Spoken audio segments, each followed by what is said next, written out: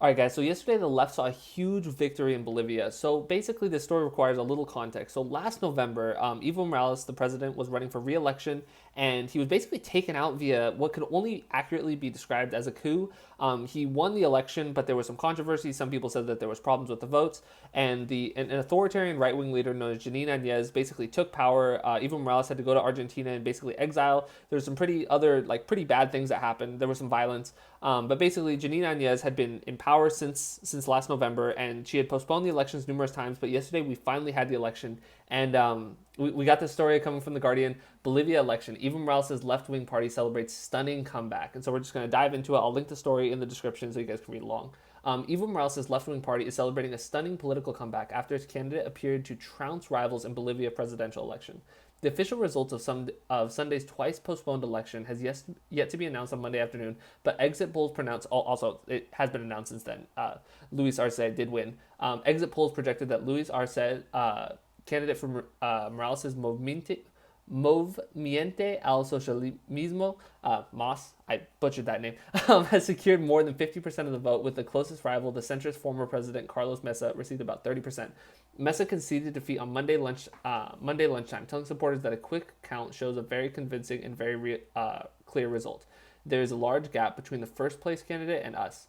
And as a believer in democracy, it now falls to us to recognize that there is a winner in this election, Mesa said. And so this is awesome news. It is so nice to see that the opposition candidate was basically conceding that he recognized the results of what had happened. And even sweeter, we have this right here. Even Morales' nemesis, the right-wing interim president Janine Áñez, conceded that the left had come out on top.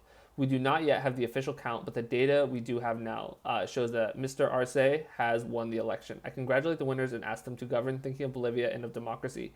This is a tremendous win in so many ways, because you saw after the coup in November, you saw a lot of people saying that it was justified, because there is some evidence that it was backed by the United States. And there was this claim that this is what the people of Bolivia wanted, that Evo Morales was this authoritarian leader and that nobody wanted him, that he was just basically trying to hold on to power.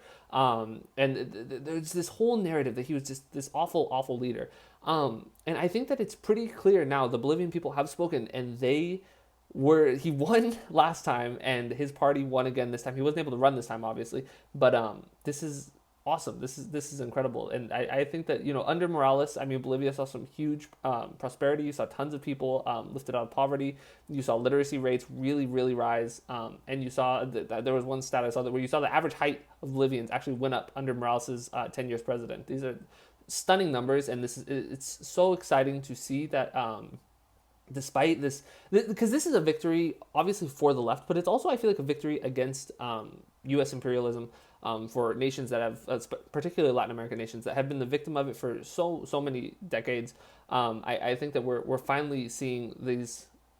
We're seeing that this is not what happens, because even countries that I think that have what I think are justly labeled as authoritarian leaders. I think you can point to Maduro in Venezuela.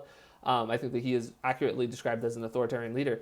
You see the people of these countries that even if they don't like the president, they don't want the U.S. to step in and to decide for them who the president is. They want their autonomy. They want to be their own country. And I think that we see this with this victory, is that the Bolivian people, even if some people had a problem with the way that Morales governed, I'm sure that there are. You're not going to find a country where there aren't people that have problems with the president. Like, that just doesn't exist anywhere. And so just to cite, but there were so many people after Morales was taken out that people were saying, like, oh, he was obviously like there was a lot of people that were against him. These are pretty stunning numbers, like 20%. The Arce won by, and that's awesome. Now, I know, other than Luis Arce being a member of Morales' party, I assume that he's going to have similar policies to what Morales said.